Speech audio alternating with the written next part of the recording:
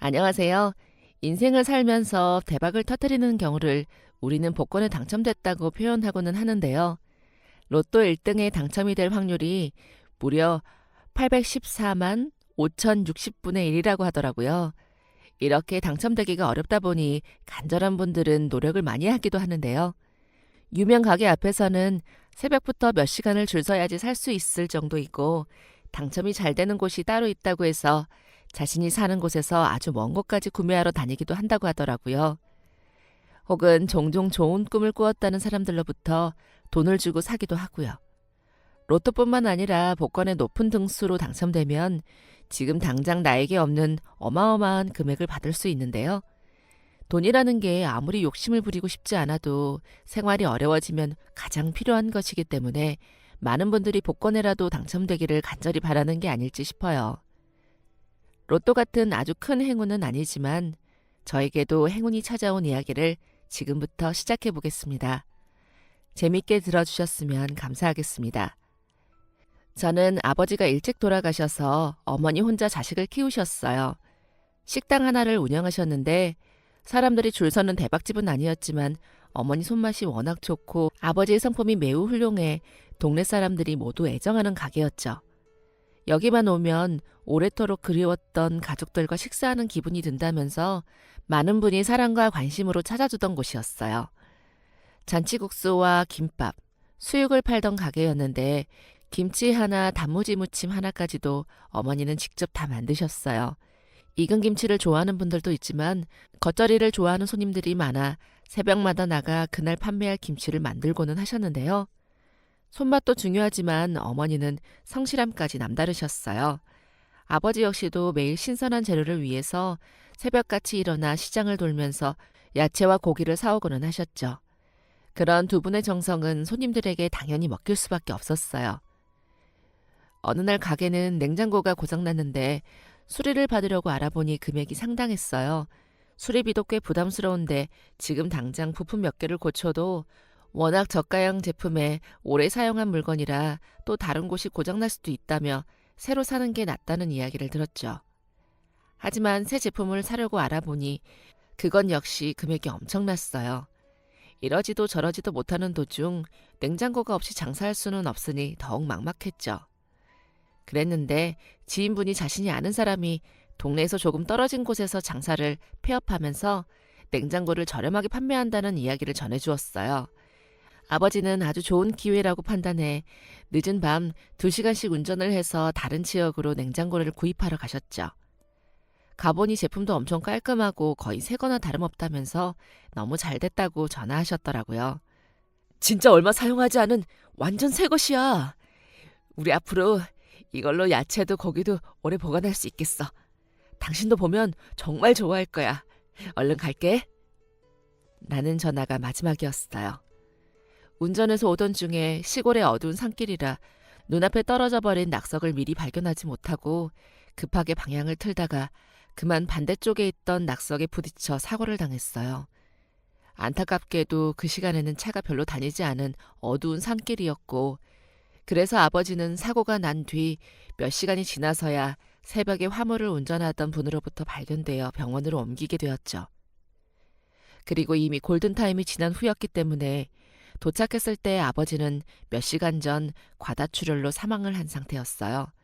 사고 후에도 아버지가 살아있었다는 이야기에 어머니는 더 크게 후회하셨어요. 차라리 돈을 좀 더 주더라도 그냥 냉장고를 하나 살 걸. 그게 뭐 그렇게 중요하다고 사람 목숨까지 잃어가면서 아꼈냐고 스스로를 원망했어요. 나도 따라갈 걸. 나라도 같이 있었으면 도움이라도 청할 수 있었을 텐데. 한 명이라도 그 커다란 돌이 떨어져 있으면 할 수 있었을 텐데. 내가 왜 당신 혼자 보내서 왜 그 카톤 몇 푼이 뭐라고 이 밤에 당신을 거기까지 보냈어. 나는 이제 어떻게 살라고 이러나. 우리 애는 아빠 없이 또 어떻게 살라고. 하늘도 무심하시지. 어떻게 이런 벌을 내리셔. 우리가 뭘 그렇게 잘못 살아 죄를 지었길래 이런 벌을 내리냔 말이야.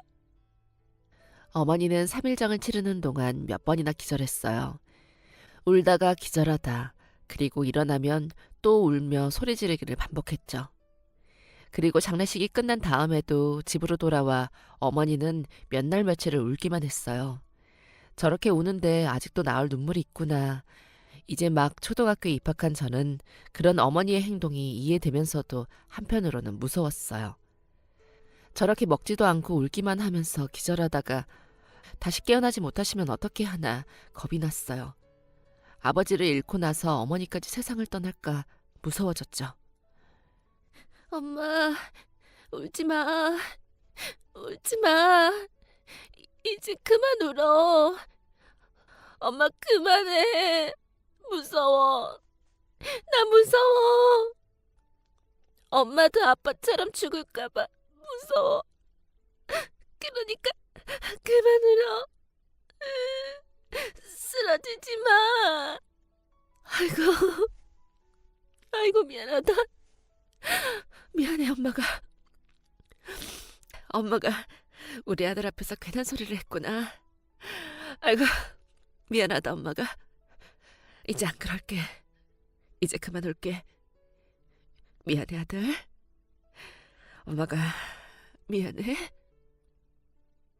엄마는 그제서야 제 머리를 쓰다듬으며 저를 부둥켜 안았어요. 자신이 겁을 줘서 미안하다며 저를 안고 거듭 사과를 했죠. 그리고 그날을 계기로 어떤 결심을 한 듯 울다가 쓰러지기만 하던 자리에서 털고 일어났어요. 집안을 청소하고 아버지 유품을 정리하고 다시 가게로 나가셨어요. 가게에는 덩그러니 냉장고가 한가운데 놓여 있었죠. 마치 아버지의 마지막 선물이기라도 한 것처럼 그 사고 속에도 냉장고는 끝부분이 살짝 찌그러지고 깨졌을 뿐 사용에는 아무 문제가 없을 정도로 멀쩡했어요. 이 냉장고를 얼마나 가져다 주고 싶었으면. 마지막 가는 길 자기 목숨이 꺼져가는데도 이렇게 냉장고는 멀쩡해. 당신이나 멀쩡하게 살아 돌아오지. 이런 거 다 부서져도 새로 사도 되니까 당신이나 돌아오지. 우리 아들 잘 키우라고 마지막까지 지켜낸 거라고 생각할게 여보. 당신 목까지 내가 잘 키워볼게. 고마워. 고마워. 어머니는 가게에 혼자 놓여있던 냉장고를 만지며 이야기했어요. 그리고 씩씩하게 가게 안쪽의 물건들을 정리하고 새로운 냉장고를 열심히 닦아 청소하고 그 안을 빼곡하게 채우기 시작했죠. 아버지와 둘이 함께 하던 일을 어머니는 이제 혼자 해야 했어요.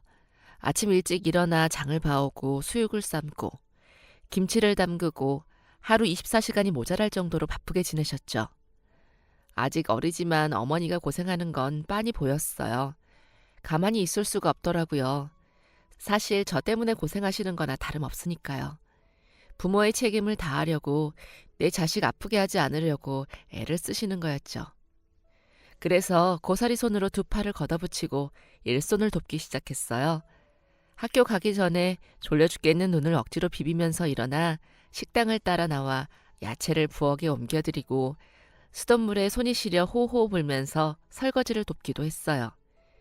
옆에서 어머니를 따라서 야채를 씻고 다듬고 조금씩 자라기 시작하면서 이런저런 일들을 더 도울 수 있었죠. 발판을 밟고 올라가 야채를 자르기도 하고 큰 통에 어머니가 시키는 대로 양념을 담아 버무리기도 했어요. 그러다 보니 자연스럽게 아주 어릴 때부터 어머니랑 같이 음식을 하는 게 익숙했어요.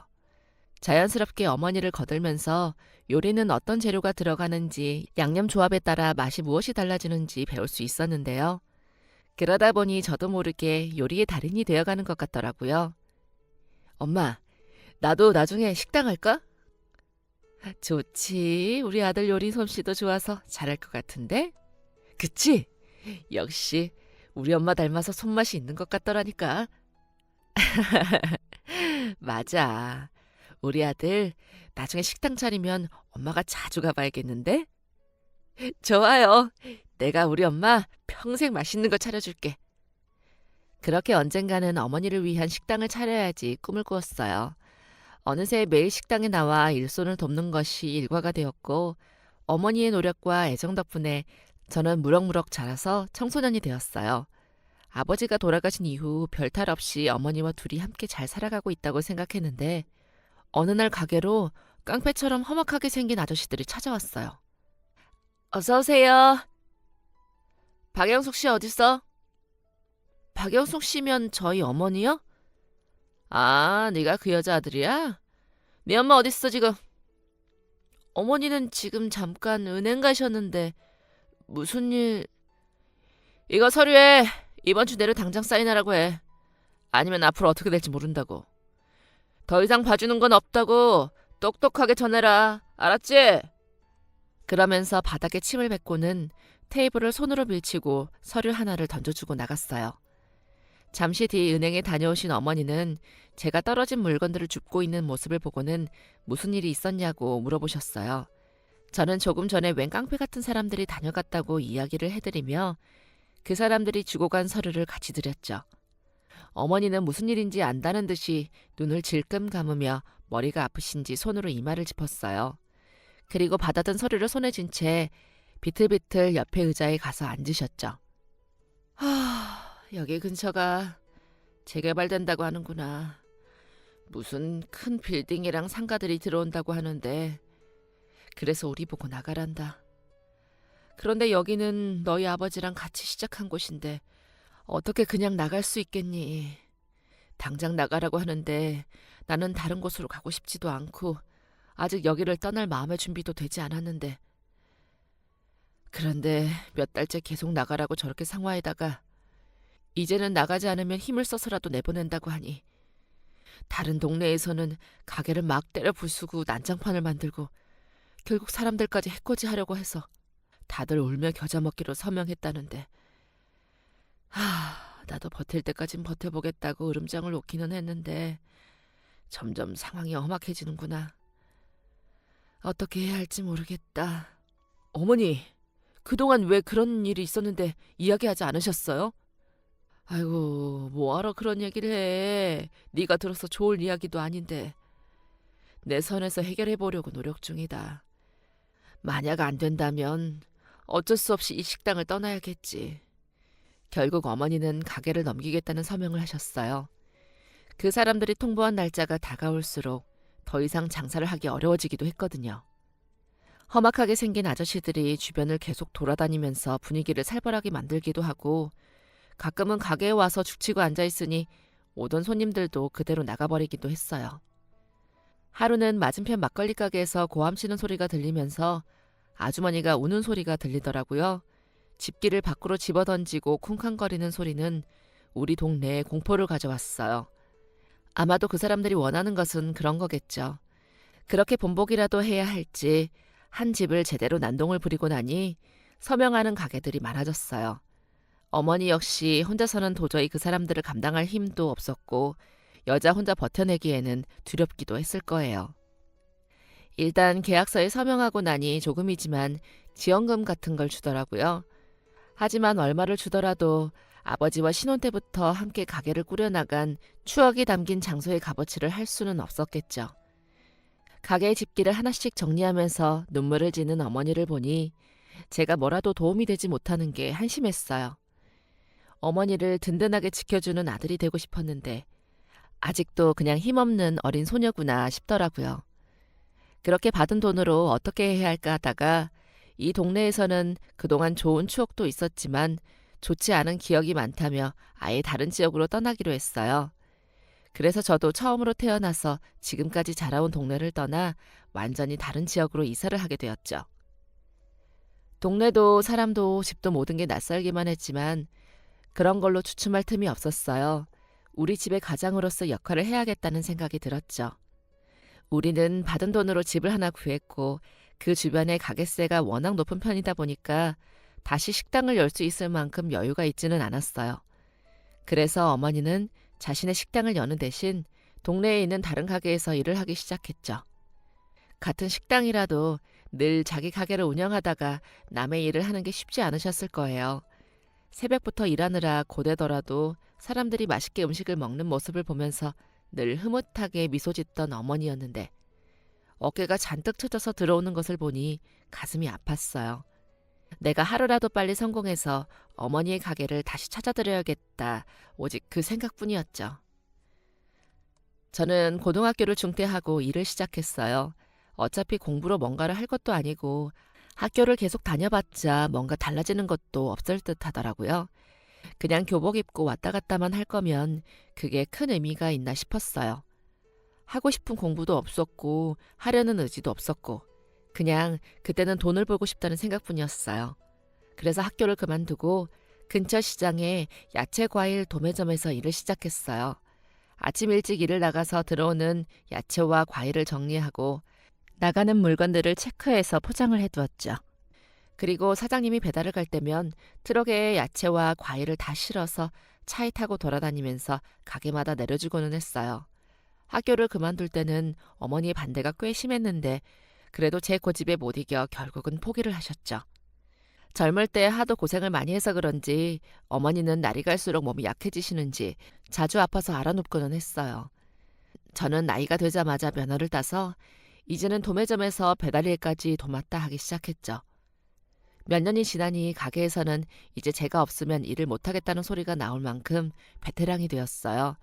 다행히 제가 일하면서 저희 가게도 장사가 점점 성장해서 판매도 배달도 계속 늘어났어요. 덕분에 저는 일자리를 잃을 걱정을 하지 않고 몇 년 동안 같은 가게에서 근무를 할 수 있었죠. 어머니는 다니던 식당을 하루 이틀 쉬기도 하시면서 점점 일하는 날짜가 줄어갔어요. 오늘은 컨디션이 영 별로인 것 같다면서 하루 종일 누워있는 날도 많았죠. 그리고 어느 날 집으로 돌아오니 어머니는 끙끙 앓는 소리를 내며 밤새 앓으셨어요. 다음 날 아침이 되자마자 어머니를 모시고 근처 병원으로 갔더니 이제 연세도 있으시고 해서 더 자세히 검사를 받아봐야겠다고 하더라고요. 그래서 더 큰 병원으로 가게 되었고 오랜 시간 기다려서 겨우 검사를 받았어요. 결과는 별로 좋지 않았어요. 사람들이 병원은 아파서 가면 늦는다는 말을 많이 하잖아요. 안 그래도 병원에서도 왜 이렇게 늦게 오셨냐고 하더라고요. 평소 건강검진만 꾸준히 받았어도 발견할 수 있었을지 모른다면서 지금은 치료받아도 어떻게 될지 확신할 수 없다고 하더군요. 그래도 가능성이 아예 없는 것은 아니라는 말에 저는 어머니를 졸라 당장 치료하자고 했어요. 그래도 입원해서 치료받아야 한다는데 돈이 어마어마해. 당장 그거 받느라 일까지 그만두면 병원비는 다 어떡하니? 엄마, 병원비는 내가 알아서 할게. 지금 엄마가 아픈데 병원비 이야기가 왜 나와? 당장 엄마 아픈 거에만 신경 써. 그래도 지금 모아둔 돈은 너 결혼할 때 주려던 건데 너 지금까지 모은 돈은 식당 차리려고 그렇게 열심히 모아둔 거 아니야? 가뜩이나 너한테 해준 것도 많이 없는데 내가 어떻게 돈 써가면서 너 병시중까지 시키니? 나는 못한다. 그냥 버틸 수 있는 데까지 버텨볼 테니까 모르는 척하자. 지금까지 죽을 뻔한 적도 없이 잘만 지내왔는데 앞으로도 뭐 그냥 진통제나 먹으면서 버티면 되지. 그게 무슨 말이야? 그게 말이 돼? 요즘 맨날 아파 끙끙 앓아 누우면서 앞으로 더하면 더하지 그냥 나아지지도 않을 텐데 미련하게 왜 그래? 예전에 우리 가게에서 쫓겨날 때도 그렇고 나는 한 번도 엄마한테 든든한 아들인 적이 없었어. 그러니까 이번에는 제발 든든한 아들 역할 하게 해줘. 저는 20살에 시장에서 일을 하면서 만난 여자와 결혼을 계획하고 있었어요. 저희가 나이는 어리기는 하지만 그래도 만난 지 몇 년 되기도 했고 그 사람은 일찍 일을 시작해서 그런지 또래의 아이들과 비교했을 때 굉장히 성숙했거든요. 생각하는 것도 깊고 생활력도 강하고 옆에서 저도 배울 점이 많다는 생각이 들 정도로 어른스러운 사람이었어요. 그리고 둘이 연애하면서 보니 그냥 이렇게 사귀는 것보다는 차라리 결혼해서 함께 돈을 모으는 게 더 낫겠다 싶은 생각도 들었고요. 이미 둘이 좋아하는 마음이 깊은데 뭐 망설일 게 있나 싶어서 몇 달 뒤 결혼을 준비하고 있었어요. 어머니는 집이라도 깔끔한 데 구하라며 돈을 모으고 계셨는데 사실 제 결혼 때문만이 아니라 나중에 식당을 차리는데 보태라고 모으고 있기도 했어요. 그런데 그게 다 무슨 소용이겠어요. 돈 때문에 어머니 치료도 못 받고 그걸로 결혼식? 식당? 그게 과연 행복할까요? 사람마다 기준이 다를 수 있지만 저는 아니에요. 제 꿈 이루자고 그리고 성공하고 싶다고 어머니가 아프시든 말든 그렇게 살고 싶지는 않아요. 젊은 날 고생하면서 남편도 없이 자식 키우느라 애쓴 것도 서러운데 마지막까지 자식 뒷바라지 하느라 고통 속에서 삶을 마무리하게 할 수는 없었죠. 저는 결혼을 하기로 한 여자친구에게 이야기했어요. 우리 어머니 많이 아프시다네. 일단 입원해서 치료 받아보자고 하는데 어떻게 될지는 모르는데 어머니는 그래서 치료는 됐고 지금까지 모은 돈으로 내 결혼이랑 식당에 보태라고 하시는데 그게 무슨 말이야? 사람이 아프다는데 지금 그런 결혼이 문제야? 식당이 대수야? 치료를 받아봐야 하는 거면 받고 나서 나아질 수도 있으신 거잖아. 그럼 당연히 시도해봐야지. 어머니가 괜찮아질 수 있는 가능성이 조금이라도 있다면 당연히 다 해봐야지. 돈 걱정은 하지 마. 나도 그동안 모아둔 거 있으니까 보탤게. 사람 목숨이 먼저지. 게다가 다른 사람도 아니고 유일한 가족인 어머니잖아. 그래, 역시 이 사람이랑 결혼하기로 생각하기를 잘했다 싶었어요. 제가 어머니 이야기를 꺼내자마자 그 사람은 당연히 어머니 치료가 먼저라고 이야기해 주었죠. 혹시나 돈이 부족하면 자신이 지금까지 모은 것도 기꺼이 보태겠다고 나서주었어요. 사실 한편으로는 이 이야기를 듣고 결혼을 미루거나 다시 생각해보자고 할 수도 있겠다 싶었는데 역시 내가 사람을 잘못 보지는 않았구나 싶더라고요.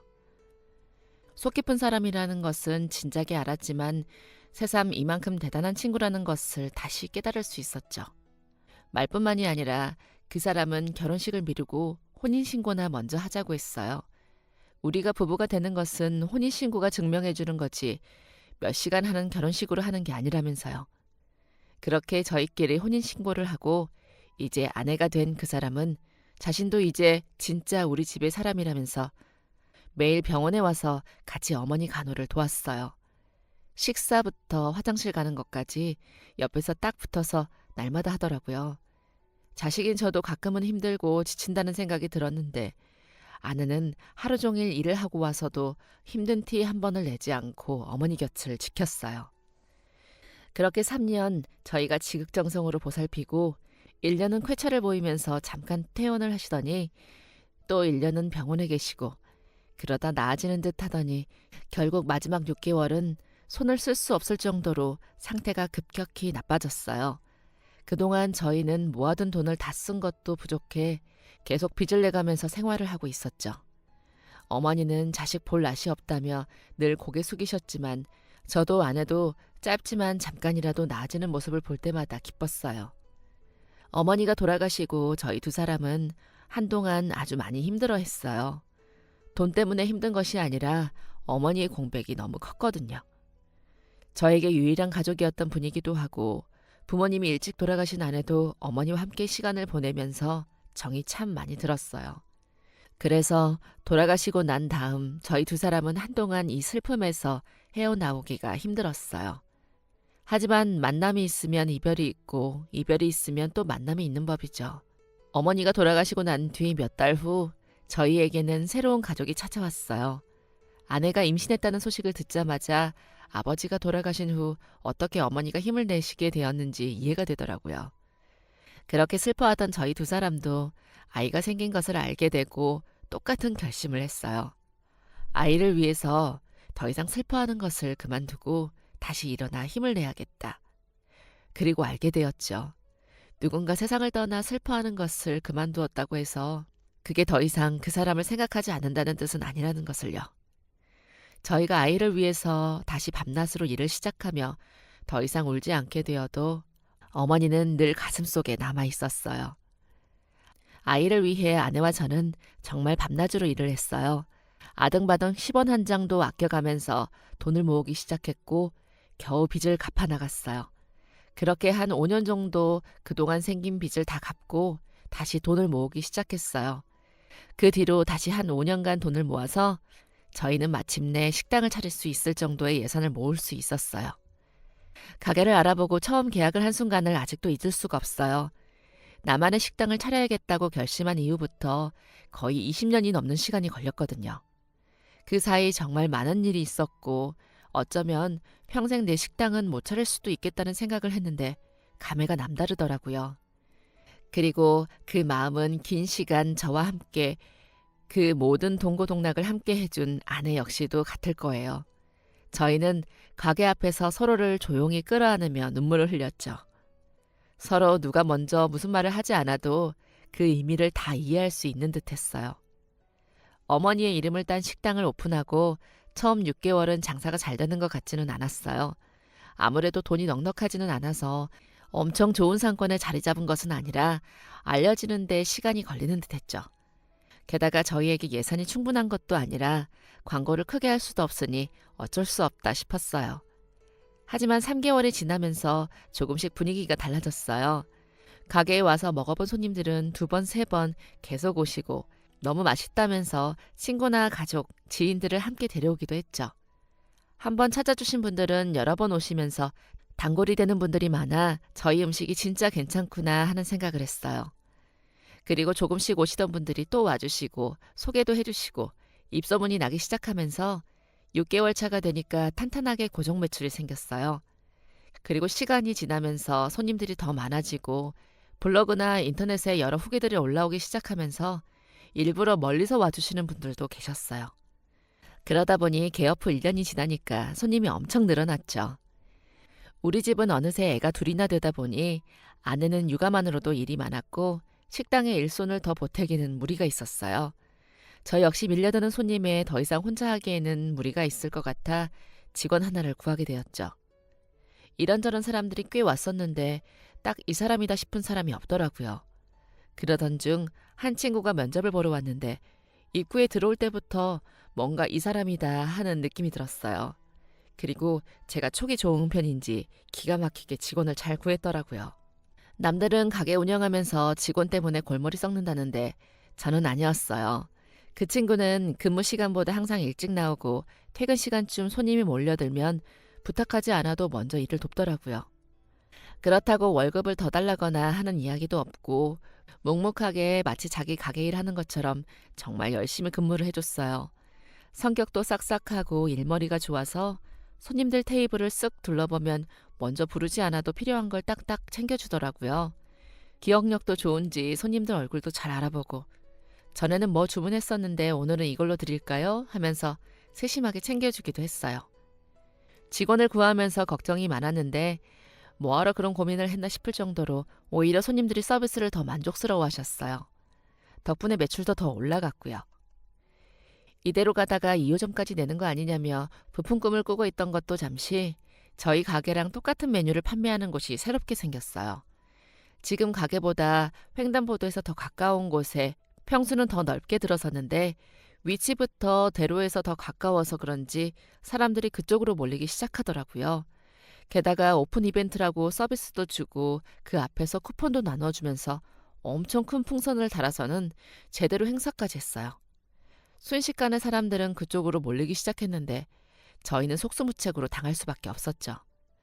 처음에 가게를 오픈하면서 손님이 많이 올 거라는 기대를 하지 않고 적당한 평수를 얻었는데 그곳은 똑같은 메뉴를 팔면서 2층짜리 매장에 앞쪽이 다 전면 유리로 되어 있었어요. 별거 없는 풍경인 것 같으면서도 나름 2층에서 보이는 창밖 모습이 시원하니 좋더라고요. 게다가 인테리어까지 눈이 휘둥그레지게 꾸며놔서 손님들이 너도나도 발길을 그쪽으로 이어갔어요. 그나마 단골 손님들이 저희 식당을 찾아주기는 하셨지만 그것만으로는 직원을 고용하면서 운영하기가 힘들었어요. 어떻게든 버텨보려고 했는데 매출이 점점 떨어지면서 더 이상 손 쓸 수가 없더라고요. 정말 직원 월급을 주기 어려운 상황인데 차마 그만두라는 이야기가 나오지 않았어요. 직원이 너무 좋은 아이이기도 했고 무엇보다 그 친구 아버지가 집을 나가서 혼자서 아프신 어머니를 모시고 살고 있었거든요. 어머니가 아프다는 이야기를 듣자마자 아버지는 집을 나가셨어요. 저도 이제 성인이라 두 분이 이혼하신다고 해도 양육비를 받을 수 있는 것도 아니고 솔직히 경제적 지원을 해줄 필요도 없죠. 기다렸다는 듯이 도망 나간 아버지를 보면서 원망스럽기도 했지만 옆에서 제 가족을 힘들게 하느니 차라리 눈앞에서 안 보이는 게 낫다는 생각이 들더라고요. 자식이 어떻게 그런 생각을 할 수 있냐 싶을 수도 있지만 저희 아버지랑 살아봤다면 그런 말이 나오지 않을 거예요. 저희 어머니 평생 도박 중증인 아버지 뒷바라지에 저 키우시려고 밤새도록 노포에서 일하고 낮에는 슈퍼마켓에서 근무하면서 정말 어렵게 사셨어요. 그렇게 힘들게 고생한 탓인지 지금 아파서 누워 계시는데 어쩌면 그 덕에 아버지랑 마침내 헤어지신 게 행운일지도 몰라요. 그리고 이제 저도 어른이니까 어머니 그만 고생시켜드리고 제가 가장으로서 열심히 해야죠. 네가 그동안 고생이 참 많았구나. 나도 그랬어. 어릴 때 아버지가 돌아가시고 어머니 혼자 나를 키웠는데 하늘도 야속하게 병까지 얻으셨지. 돈 벌면서 아픈 어머니 돌보는 게 쉽지 않은 거 충분히 이해한다. 사실 일을 잘하는 것도 있었지만 그런 사연이 너무 안타까워 일부러 월급을 조금 더 챙겨주기도 했어요. 그리고 집에 가져가서 먹으라고 김치나 반찬을 싸주기도 했고요. 지금 유일한 수입이 저희 식당인데 매출이 줄어 그만두라고 하면 이 친구는 당장 생활을 어떻게 해야 하나 싶더라고요. 자식 둘에 마누라까지. 제 앞가림도 못하면서 할 이야기는 아니었지만 그래도 차마 그만두라는 소리가 입 밖으로 나오지 않았어요. 그래서 어쩔 수 없이 저녁에 대리운전을 시작했어요. 제가 마음이 약해서 직원을 내보내지 못하면 그 책임을 다해야죠. 어떻게든 직원에게 줄 월급을 메꿔야 하니까 낮에는 식당에서 일하고 직원이 저녁 장사를 맡아주는 동안 저는 나가서 대리운전을 뛰었어요. 그렇게 2~3달 정도 대리운전으로 돈을 보충해서 직원에게 월급을 주고 있었는데 어느 날 조금 먼 거리를 운전을 갔다가 돌아오는 길이 막막하더라고요. 근처에서 다시 돌아오는 차가 잡히면 그걸 운전해서 와야겠다 싶어 기다리는데 주변에 콜이 없었어요. 그래서 기다리는 동안 그냥 못 먹었던 저녁이라도 먹자 싶어서 편의점에서 제일 저렴한 도시락을 샀어요. 솔직히 평소에는 빵이나 우유 하나로 때우는데 그날은 이상하게 배가 고프더라고요. 그리고 편의점에서 산 도시락을 들고 근처에 벤치 하나가 보이길래 자리에 앉았어요. 작은 공원인지 벤치 몇 개가 있고 안쪽으로는 산책로가 있는 것 같더라고요. 언제 콜이 올지 모르니 얼른 먹어야겠다 했는데 어딘가에서 시선이 느껴졌어요. 뭐지? 싶어서 돌아보니 언제 오셨는지 할머니 한 분이 제 옆에 앉아 계셨어요. 그런데 배가 고프신지 시선이 제 도시락에 고정되어 있더라고요. 그거 어디서 산 거야? 얼마요? 이 도시락이요? 여기 앞에 있는 편의점에서 산 거예요. 3,500원이에요. 아이, 요즘은 편의점에서 이렇게도 파나? 반찬도 들어있네. 네, 요즘은 이렇게 도시락을 만들어서 편의점에서 팔아요. 김밥도 팔고 라면이랑 치킨 같은 것도 있어요. 그렇구만. 여기 앞에 편의점에서 샀다고? 네. 뚜껑을 열어서 도시락을 먹으려고 하는데 할머니께서는 제 근처에 앉아서 계속 쳐다보시더라고요. 여전히 시선이 도시락에만 머무르고 있어서 차마 먹기가 부담스러웠어요. 처음에는 진짜 궁금해서 물어보시나 아니면 외로워서 말을 걸려고 하신 건가 싶었는데 계속 도시락을 뚫어져라 쳐다보시는 것을 보고 혹시 배가 고파서 물어보신 건가 싶었죠. 할머니, 식사 안 하셨어요? 배고프세요? 아니, 그냥 그 도시락이라는 게 신기하게 생겨서. 할머니는 그렇게 대답하시면서도 계속 제 도시락을 보시더라고요. 차마 그 눈빛을 받으면서 밥을 먹을 수는 없었어요. 그리고 얼마나 배가 고프시면 옆에서 저렇게 쳐다보실까 싶더라고요. 이렇게 늦은 시간까지 공원에서 어쩌면 배가 고파서 저렇게 돌아다니신 건가, 언제부터 굶으신 걸까 이런저런 생각이 들어서 저는 그냥 도시락을 할머니에게 드렸어요. 할머니, 이거 드세요. 아니, 이거 자네 먹으려고 했던 거잖아. 아니에요. 전 사실 아까 저녁 먹었거든요. 편의점에서 쓸 수 있는 쿠폰을 받았는데 날짜가 오늘까지더라고요.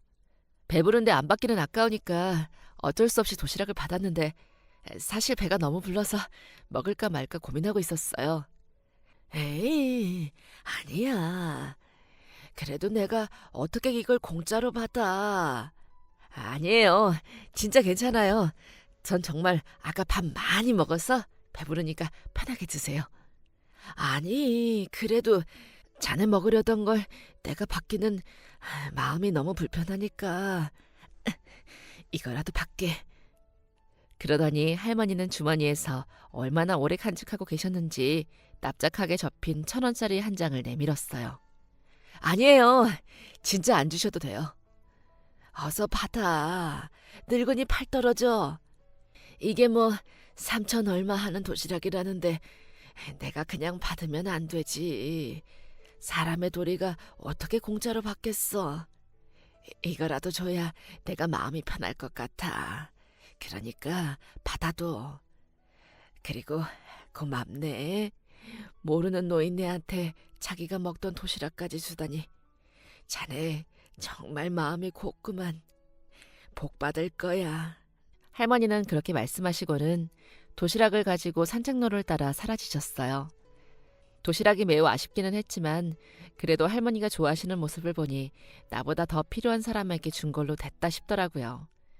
그리고 할머니께서 주신 1,000원으로 가는 길에 편의점에서 우유라도 사 먹어야겠다 싶어서 다시 들어갔어요. 그런데 제가 늘 먹던 1,000원짜리 우유가 마침 다 나갔더라고요. 카운터에서 아주머니에게 우유 재고가 있는지 물어보려고 했는데 마침 그곳에 긁어서 당첨을 확인하는 복권이 보였어요. 그러고 보니 복권 안 사본 지 오래됐네 싶었는데 그중 1,000원짜리 복권이 눈에 들어오더라고요. 마침 먹던 우유도 다 떨어졌는데 이거라도 사볼까 싶어서 복권을 구매하고 나와서 긁어보려고 했는데 그때 딱 우리 동네로 가는 콜이 잡혔어요.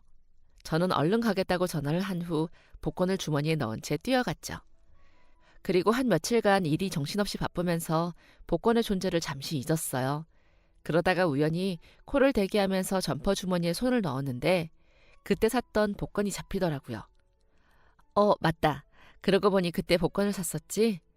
그제서야 잊고 있었던 복권의 존재가 떠올라 꺼내보고 마침 대기하는 동안 시간도 남겠다. 이거나 긁고 있어야겠다 했어요.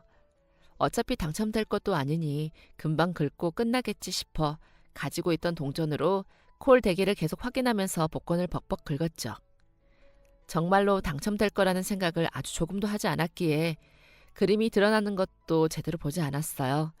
계속 핸드폰의 콜 목록만 확인하고 있는데 다 긁고 나서 아무 생각 없이 다시 집어넣으려다가 문득 뭔가 이상하다 싶더라고요.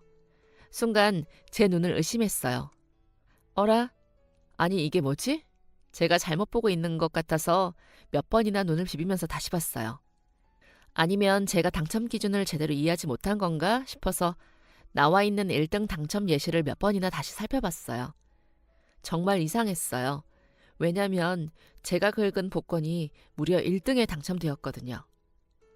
눈도 다시 비벼보고 얼굴도 때려보고 꼬집어봤는데 이건 꿈도 아니었고 정신도 멀쩡했어요.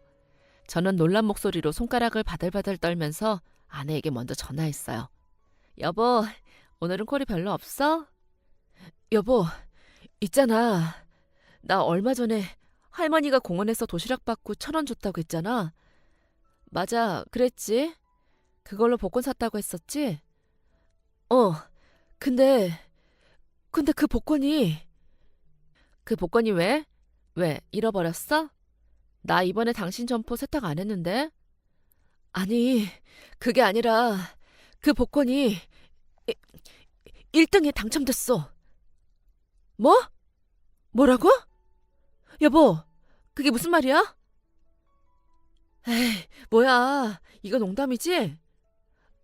아니, 진짜로 그 복권이 지금 막 긁어봤는데 1등이야.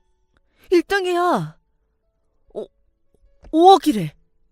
5억에 당첨됐어, 우리가. 아내는 깜짝 놀라서 뭐? 크게 소리를 질렀어요. 아내 역시 믿을 수 없는지 몇 번이나 제대로 확인한 게 맞냐고 확인했죠. 저는 제대로 확인을 했다고 이야기했고 다음 콜을 기다리는 대신 복권을 들고 바로 집으로 갔어요. 그리고 집에 가자마자 아내와 함께 복권을 밝은 불빛 아래 놓고 다시 유심히 들여다보았죠. 진짜 1등이네. 진짜 1등이야. 진짜 여보, 진짜 1등이야. 정말. 저희는 몇 번이나 그 복권을 살펴보고 또 살펴보았어요. 하지만 아무리 봐도 진짜 1등이었죠. 로또에 비하면 적은 당첨 금액이긴 했지만 저희에게는 5억도 엄청나게 큰 금액이었어요. 심장이 두근두근 하는데 그 소리가 제 귀에까지 들리는 듯했어요. 복권을 붙잡고 저희 부부는 서로를 얼싸안으며 제자리에서 쿵쿵 뛰었어요. 그리고 인터넷으로 복권에 당첨됐을 때 어떻게 해야 하는지를 찾아보았죠. 다들 주변에 당첨되었다는 사실을 알리면 안 좋다고 하길래 저희는 비밀을 지키기로 했어요. 아이들에게도 이 사실을 숨기기로 했죠. 그리고 모자랑 선글라스를 쓰고 당첨금을 수령해 오는데 제가 1등이라고 이야기를 하면서도 그 모든 과정이 꿈 같았어요. 돈을 받은 순간까지도 제 통장에 금액이 들어온 것을 보고도 도저히 믿을 수가 없었죠. 그리고 저희 부부는 조용히 가게 자리를 알아봤어요. 지금 있는 곳에서는 날이 갈수록 매출이 떨어지기만 하니 식당을 더 이상 유지를 할 수는 없었죠. 사실 저희가 2호점을 내면 저기가 어떨지 하고 고민하던 자리가 있었어요. 그런데 권리금이 조금 비싼 편이라 차마 도전하지 못하고 있었거든요. 하지만 이제 저희에게는 억 단위의 돈이 있으니 권리금까지 내고도 충분히 들어갈 수 있는 정도였어요. 저희 부부는 바로 계약했고 원래 매장으로 돌아와 그 직원과도 이야기를 나누었어요. 아무래도 여기 자리에서는 더 이상 가게 운영이 힘들 것 같구나. 안 그래도 저도 요즘 매출이 너무 좋지 않은데 계속 월급만 받는 게 너무 죄송했어요. 그동안 너무 감사했습니다, 사장님. 명절도 챙겨주시고 보너스까지 넉넉하게 주셔서 덕분에 그동안 저랑 어머니 모두 잘 지낼 수 있었어요. 그래서 말인데 가게를 옮기려고 하는데 아예 다른 동네야. 혹시 거기에서도 계속 일해줄 수 있겠니? 네? 사장님, 저는 가게 문 닫아야 해서 이제 그만두라고 하시는 줄 알았어요. 아, 진짜 다행이에요. 어디든지 사장님이 가시는 곳이라면 저는 따라가겠습니다. 일 잘하는 든든한 직원까지 저를 따라가겠다고 해준 덕분에 저희는 다시 한번 용기를 내 가게를 새로 꾸렸어요. 인테리어도 신경 써서 만들고 젊은 직원과 함께 메뉴 구성도 새롭게 하였죠. 그리고 유명한 식당들을 다니면서 반찬이나 서비스도 조금씩 참고했어요. 새롭게 재단장하여 새롭게 단장한 저희 식당은 오픈한 지 얼마 지나지도 않아서 손님들이 몰려들었어요. 거기가 워낙 몫이 좋은 자리라 이전부터 들어오는 가게마다 잘 되어서 더 큰 곳으로 이사를 했다고 하더니 정말이더라고요. 그 후로도 몇 달간 매출은 꾸준히 상승세를 보였고 복권 당첨금으로 투자를 한 돈이긴 했지만 1년도 지나지 않아서 투자금을 모두 회수할 수 있을 정도였어요. 그리고 2년 정도 되니까 매출이 너무 늘어서 이제는 저희 부부랑 직원 한 명으로는 커버를 할 수 없을 정도가 되었는데요. 그렇게 한 명씩 직원을 늘리다 보니 어느새 가게에는 무려 5명이 근무를 하고 있어요.